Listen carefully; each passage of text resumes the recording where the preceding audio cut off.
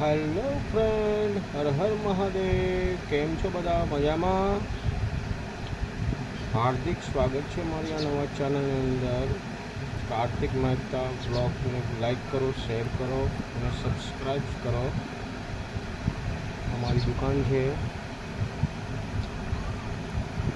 Imitation general store. તમને daily blog મળતા રહેશે તમારા.